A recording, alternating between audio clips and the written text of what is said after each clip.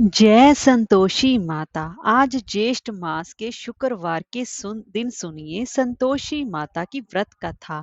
शुक्रवार के दिन माँ संतोषी का व्रत पूजन किया जाता है और व्रत पूजन करने से भक्त की सभी मनोकामनाएं पूर्ण होती हैं। साथ ही साथ व्रत रखने के साथ व्रत कथा सुनने का भी विधान है। तो चलिए आज इस वीडियो में हम संतोषी माता की व्रत कथा का रसपान करते हैं।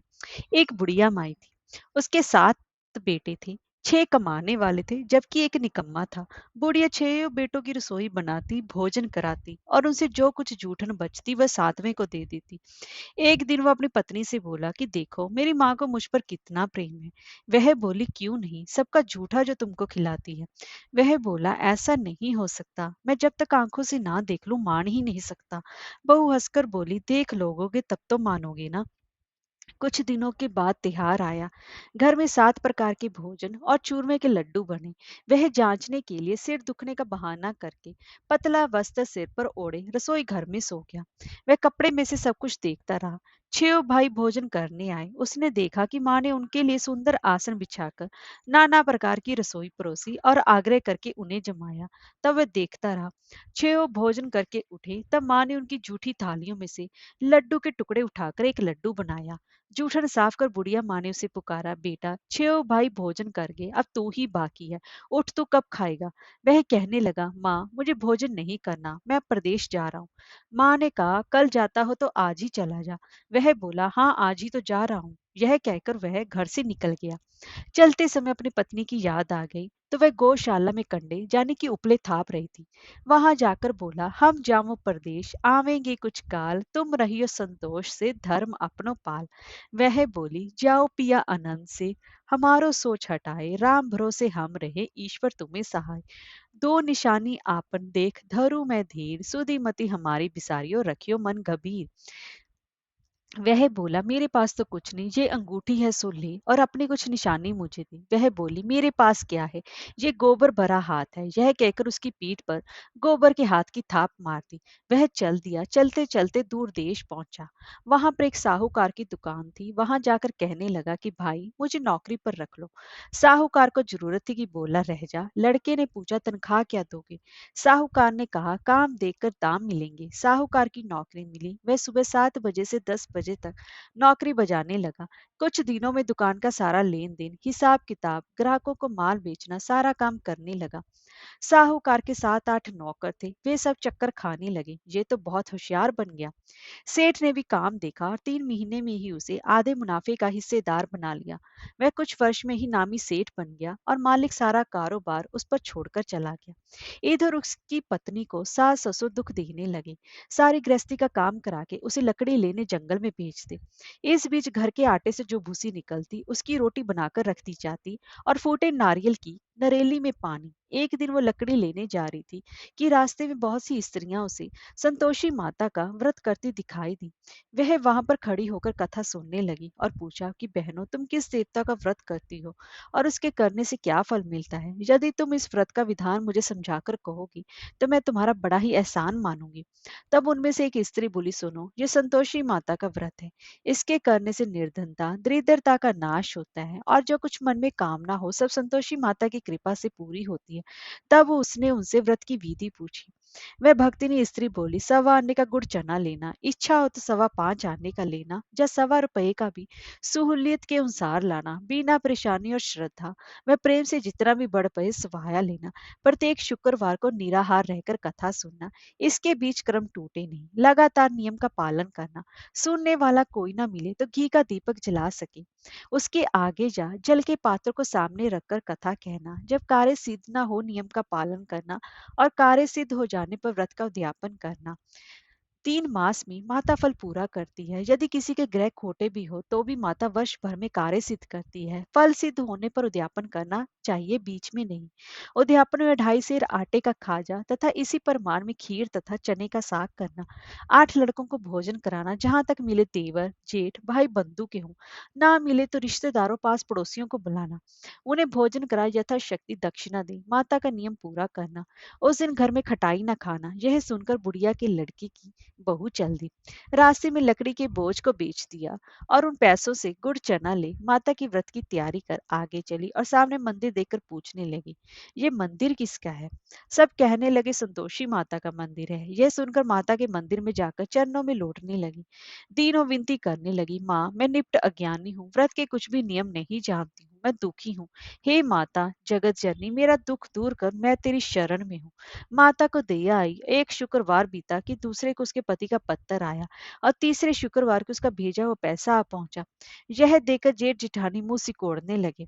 लड़के ताने देने लगे। काकी के पास पत्थर आने लगे, रुपया आने लगा। अब तो काकी की खातर बढ़ेगी। बेचारी सरलता से कहती, भैया कागज आवे रुपया आवे, हम सबके लिए अच्छा है। ऐसा कहकर आंखों में आंसू भरकर संतोषी माता के मंदिर में माता की मातेश्वरी के चरणों में गिरकर रोने लगी। माँ मैंने तुमसे कब पैसा मांगा है? मुझे पैसे से क्या काम है? मुझे तो अपने सुहाग से काम है। मैं तो अपने स्वामी के दर्शन मांगती हूँ। तब माता ने प्रसन्न होकर कहा, जा बेटी तेरा स्वामी आएगा। यह सुनकर खुशी से बावली होकर घर में जाकर काम करने लगी। अब संतोषी माँ विचार करने लगी, इस भोली पुत्री को मैंने कह तो दिया कि तेरा पति आएगा, लेकिन कैसे? वह तो इसे स्वप्न में भी याद नहीं करता। उसे याद दिलाने के लिए तो मुझे ही जाना पड़ेगा। इस तरह माता जी उस बुढ़िया के बेटे के पास जाकर स्वप्न में प्रकट हो कहने लगी, साहूकार की बेटी सो रहा है या जाग रहा है? वह कहने लगा, माता सोता भी नहीं जागता भी नहीं, कहो क्या आ गया है? माँ कहने लगी, तेरे घर बार कुछ है कि नहीं? वह बोला, मेरे पास सब कुछ है। माँ बाप है, बहू है, क्या कमी है? माँ बोली, भोले पुत्र तेरी बहू घोर कष्ट उठा रही है। तेरे माँ बाप उसे परेशानी दे रहे हैं, वह तेरे लिए तरस रही है, तो उसकी सुध ले। वह बोला, हाँ माता जी ये तो मालूम है, परंतु जाऊं तो कैसे? परदेश की बात है, लेन देन का कोई हिसाब नहीं, कोई जाने का रास्ता नहीं आता, कैसे चला जाऊं? माँ कहने लगी, मेरी बात मान। सवेरे नहा धोकर संतोषी माता का नाम ले, घी का दीपक जला, दंडवत कर दुकान पर जा बैठ। देखते देखते सारा लेन देन चुक जाएगा, जमा का माल बिक जाएगा, सांझ होते होते धन का भारी ढेर लग जाएगा। अब बूढ़े की बात मानकर वह नहा धोकर संतोषी माता को दंडवत घी का दीपक जला दुकान पर जा बैठा। थोड़ी देर में देने वाले रुपया लाने लगी, लेने वाले हिसाब लेने लगी। कोठे में भरे सामान के खरीदार नकद दाम से सौदा करने लगे। शाम तक धन का भारी ढेर लग गया। मन में माता का नाम ले चमत्कार देख प्रसन्न हो घर ले जाने के वास्ते गहना कपड़ा सामान खरीदने लगा। यहाँ काम से निपट तुरंत घर को रवाना हुआ। उधर उसकी पत्नी जंगल में लकड़ी लेने जाती है। लौटते वक्त माता जी के मंदिर में विश्राम करती। वह तो उसके प्रतिदिन रुकने का जो स्थान ठहरा। धूल उड़ती देख मैं माता से पूछती है, हे माता ये धूल कैसे उड़ रही है? माता कहती है कि हे पुत्री तेरा पति आ रहा है। अब तू ऐसा कर, लकड़ियों के 3 बोझ बना ले। एक नदी के किनारे रख, दूसरा मेरे मंदिर पर, वह तीसरा अपने सिर पर। तेरे पति को लकड़ियों का गट्ठर देखकर मोह पैदा होगा, वह यहाँ पर रुकेगा, नाश्ता पानी खाकर माँ से मिलने जाएगा। तब तू लकड़ियों का बोझ उठाकर जाना और चौके में गट्ठर डालकर जोर से आवाज लगाना, लो सासू जी लकड़ियों का गट्ठर लो, भूसी की रोटी दो, नारियल के खेपड़े में पानी दो, आज मेहमान कौन आया है? माता जी से बहुत अच्छा कहकर वह प्रसन्न मन से लकड़ियों के 3 गट्ठर बनाई, एक नदी के किनारे पर और एक माता जी के मंदिर पर रखा। इतने में मुसाफिर आ पहुंचा। सूखी लकड़ी देकर उसकी इच्छा उत्पन्न हुई कि हम यहीं पर विश्राम करें और भोजन बनाकर खा पीकर गांव जाएं। इसी तरह रुककर भोजन बना विश्राम करके गांव को गया। सबसे प्रेम से मिला। उसी समय सिर पर लकड़ी का गट्ठर लिए वह उतावली सी आती है। लकड़ियों का भारी बोझ आंगन में डालकर जोर से 3 आवाज देती है, लो सासू जी लकड़ियों का गट्ठर लो, भूसी की रोटी दो, आज मेहमान कौन आया है? यह सुनकर उसकी सास बाहर आकर अपने दिए हुए कष्टों को भुलाने हेतु कहती है, बहू ऐसा क्यों कहती है, तेरा मालिक ही तो आया है। आ बैठ, मीठा भात खा, भोजन कर, कपड़े गहने पहन।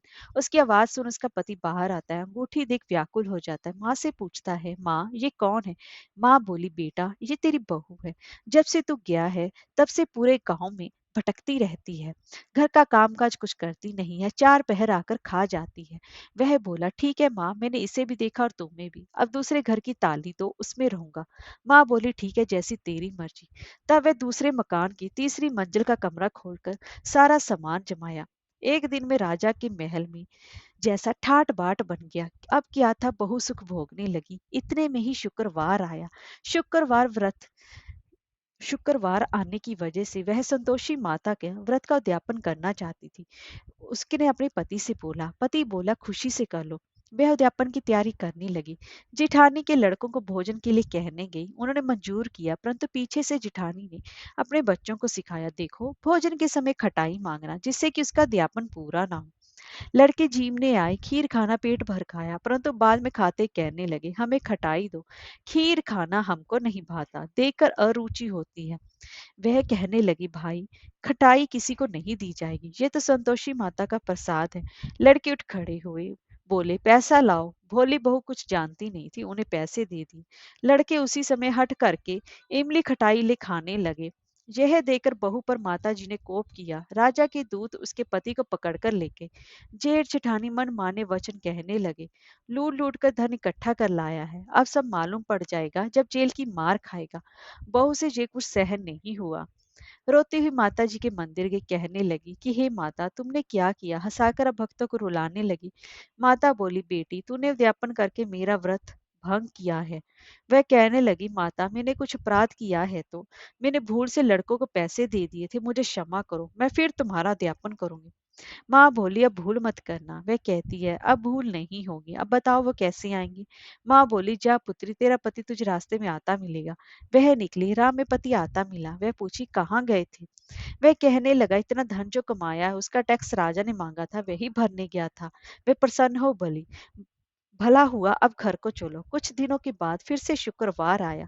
वह बोली, मुझे फिर माता का उद्यापन करना है। पति ने कहा, करो। बहू फिर जेठ के लड़कों को भोजन को कहने गई। जिठानी ने एक दो बातें सुनाई और सब लड़कों को सिखाने लगी, तुम सब लोग पहले ही खटाई मांगना। लड़के भोजन से पहले कहने लगे, हमें खीर नहीं खानी, हमारा जी बिगड़ता है, कुछ खटाई खाने को दो। वह बोली, खटाई किसी को नहीं मिलेगी, आना हो तो आओ। वे ब्राह्मण के लड़के लाकर भोजन कराने लगी। यथाशक्ति दक्षिणा की जगह एक एक फल उन्हें दिया। संतोषी माता प्रसन्न हुई। माता की कृपा होते ही 9वें मास में उसके चंद्रमा के समान सुंदर पुत्र प्राप्त हुआ। पुत्र को पाकर प्रतिदिन माता जी के मंदिर को जाने लगी। माँ ने सोचा कि ये रोज आती है, आज क्यों ना इसके घर चलूं। यह विचार कर माता ने भयानक रूप बनाया। गुड़ चने से सना मुख, ऊपर से उनके समान होठ, उस पर मक्खियां भिन भिना रही थी। देहली पर पैर रखते उसकी सांस चलाई। देखो रेको, चुड़ैल डाकिन चली आ रही है, लड़को इसे भगाओ, नहीं तो किसी को ये खा जाएगी। लड़के भगाने लगे, चिल्लाकर खिड़की बंद करने लगे। बहू रोशनदान में से देख रही थी। प्रसन्नता से पगली बन चिल्लाने लगी, आज मेरी माताजी मेरे घर आई हैं। वे बच्चे को दूध पीने से हटाती है। इतने में सास का क्रोध फट पड़ा। वह बोली, क्या उतावली हुई है।